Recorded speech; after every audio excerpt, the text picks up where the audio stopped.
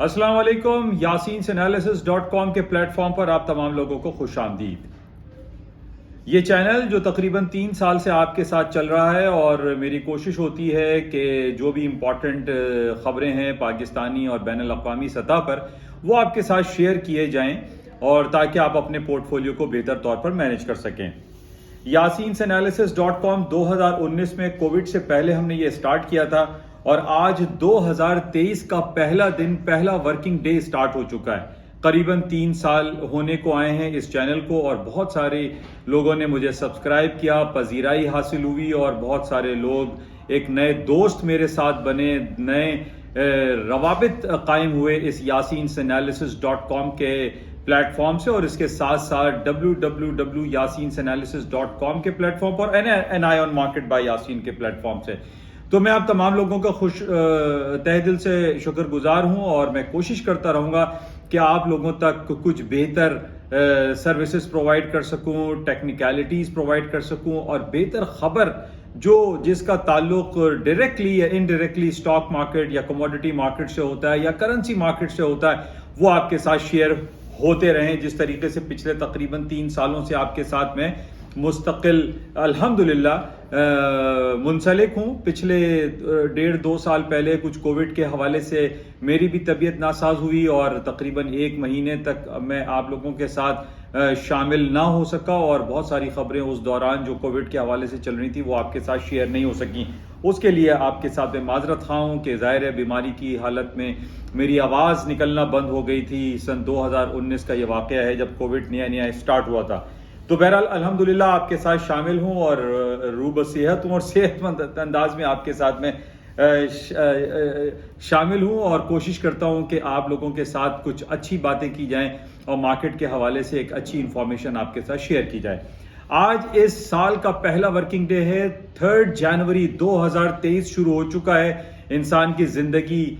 Downfall पे होती चली जा रही है और कुल्लु नफ्सिन जायक़तुल मौत के मुसलमानों का यह अकीदा है, ये यकीन है, कुरान की आयत है कि जो पैदा हुआ है वो जाएगा भी। तो बहरहाल इंसान की कोशिश यही होती है कि वो बेहतर काम करने के लिए जुस्तजू करता रहे। तो बहरहाल यही जुस्तजू के बेसिस पे मैं आप लोगों के साथ डेली बेसिस पे या वीकली बेसिस पे शामिल होता हूँ और कोशिश करता हूँ कि जो भी वीकली या मंथली इंपॉर्टेंट न्यूज़ आर्टिकल्स हों वो आपके साथ शेयर किए जाएं। बहरहाल आज इस साल का पहला वर्किंग डे स्टार्ट हो चुका है। इस क्वार्टर का पहला वर्किंग डे स्टार्ट हुआ है। इस हफ्ते का कह सकते हैं कि पहला वर्किंग डे है क्योंकि कल मार्केटें बंद थी। आज हमने ये देखा कि 3 दिन के बाद मार्केटें खुली हैं और आपसे जैसे कि मैंने हमेशा ये जिक्र किया है कि जब भी मार्केटें एक लॉन्गर पीरियड ऑफ टाइम के बाद बंद होती हैं और वो लॉन्गर पीरियड ऑफ टाइम एक पुरसुकून और अच्छे अंदाज में गुजरता है तो उसका पॉजिटिव इफेक्ट मार्केट पे पड़ता है और मार्केटें ऊपरी सतहों पर जाती हैं। और आज यही सूरत हाल कुछ हमने सुबह अर्ली मॉर्निंग 4 बजे जब पूरी दुनिया की ग्लोबेक्स मार्केट ओपन हुई उसमें हमने देखा कि गोल्ड, सिल्वर, स्टॉक्स, करेंसीज मार्केटों में एक तेजी का रुझान पाया गया और उसकी रुझान की वजह सिर्फ यही कहा जा सकता है कि 3 दिन जो न्यू ईयर की सेलिब्रेशन हुई वो बड़ी भरपूर अंदाज में हुई। मां सिवाय ये कि यूक्रेन और रूस में जो जंगी कैफियत तकरीबन 1 साल होने को आए उसमें वो सिलसिला अभी तक जारी व सारी है और उसका नेगेटिव इफेक्ट ये पड़ा कि जब हमने देखा कि आज सुबह ही हमारे पास कुछ खबरें आई कि जनाब रशियन आर्मी के काफी तकरीबन 60 पर्सनल जो हैं वो मार दिए गए हैं, किल्ड हो गए हैं यूक्रेनियन वॉर की वजह से। और इसी तरीके से हमने इसराइल और फलस्तीन में देखा, कल की जो खबर थी वहां पे भी 2-4 लोग मारे गए हैं। और इसी तरीके से डमास्कस यानी जो सीरिया का कैपिटल है वहां पे इसराइली फायरिंग से भी वहां पर लोग मारे गए। अच्छा, जब भी कोई ये नेगेटिव खबर आती है चाहे रूस और यूक्रेन की हो या सीरिया और इसराइल की हो या इसराइल और फलस्तीन के हवाले से जब कोई नेगेटिव खबर आती है या यमन और सऊदी अरब के दरमियान जो नेगेटिविटी है, जो जंगी कैफियत तारी रहती है, इसकी वजह से जब भी हमारे पास कोई नेगेटिव खबर आती है तो गोल्ड की कीमतें और क्रूड ऑयल की प्राइसेस ऊपरी सतहों पर चली जाती हैं। और इसके साथ हम देखते हैं कि पैलेडियम, प्लैटिनम और सिल्वर की मार्केटें भी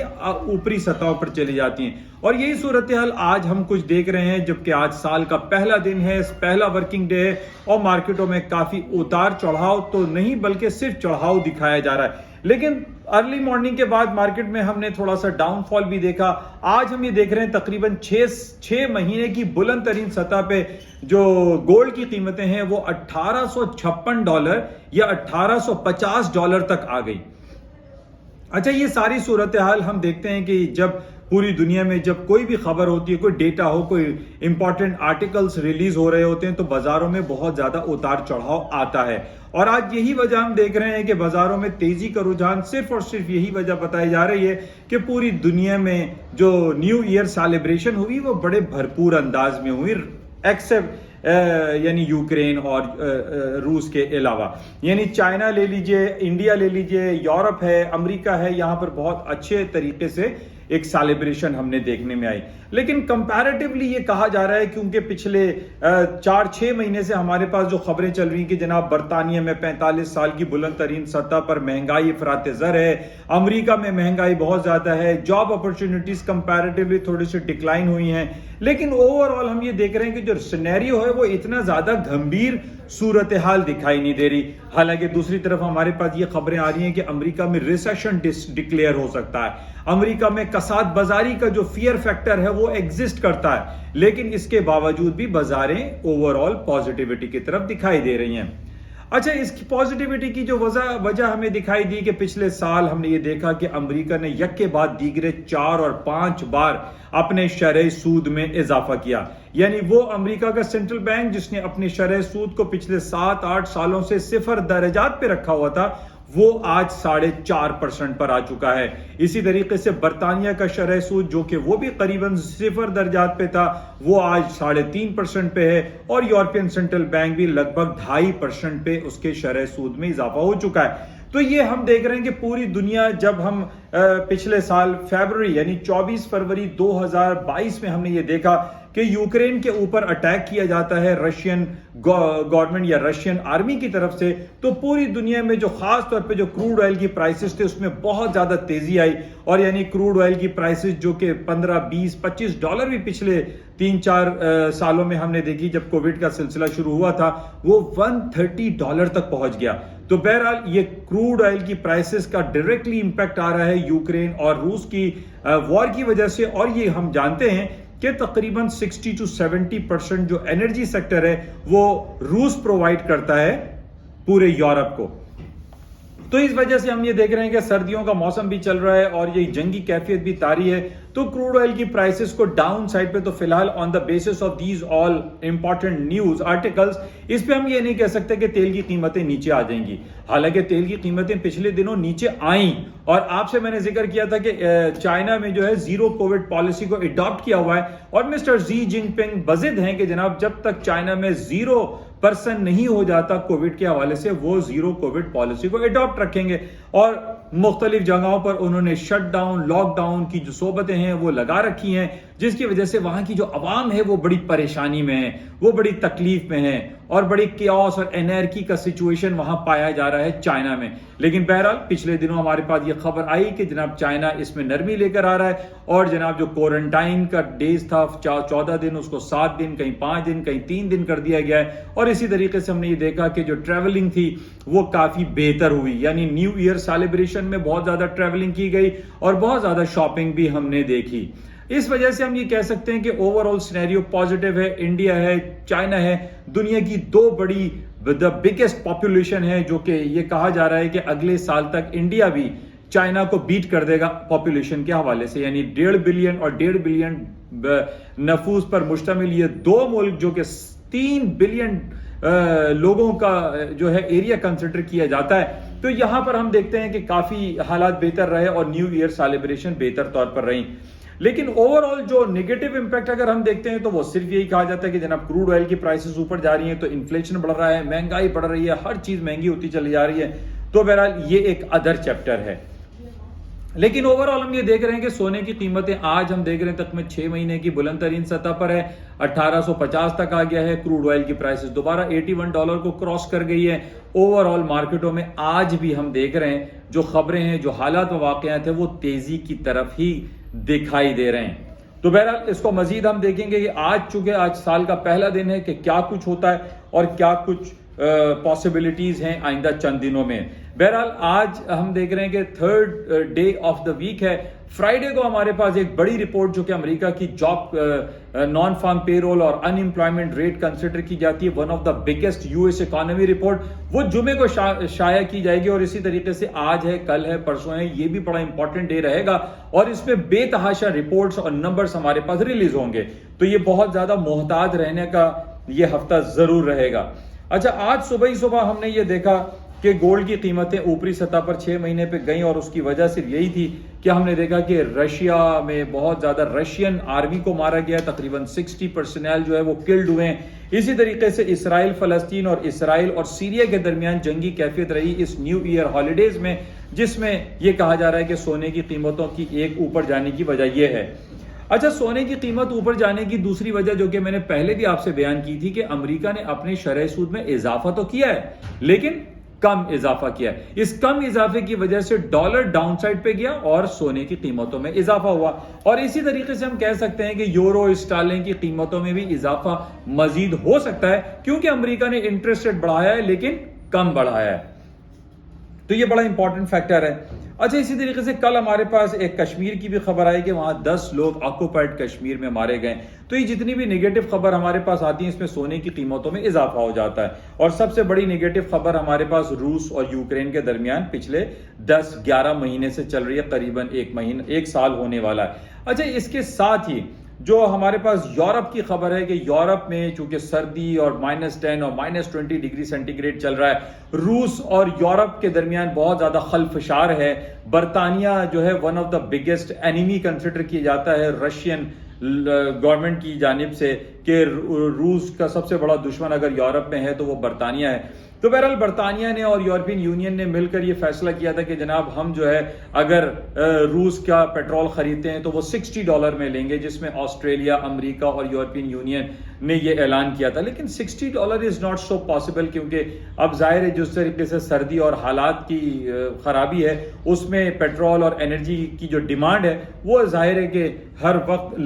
شامل رہے گی. اب یہ کہا جائے کہ جناب روس سے ہم $60 میں پیٹرول خریدیں گے اور روس نہ دے تو ڈیمانڈ تو ہے, ضرورت تو ہے, تو وہ تو 60 کیا وہ $80 اور $90 میں بھی خرید سکتے ہیں. اور آج ہم یہی دیکھ رہے ہیں کہ تیل کی قیمتیں اوپر جانے کی وجہ صرف یہی ہے کہ وہاں پہ سرد موسم اسٹارٹ ہو گیا ہے اور انرجی کرائسس پریویل کر رہی ہیں. اچھا, اس کے ساتھ ساتھ ہمارے پاس یہ بھی خبر آ چکی ہے کہ جناب چائنا نے اپنی زیرو کووڈ پالیسی کو وائڈ کر دیا ہے یا ختم کر دیا ہے یا اس میں بہت زیادہ نرمی لے کر آیا ہے, جس کی وجہ سے تیل کی قیمتوں میں اضافے کے امکانات مزید موجود ہیں.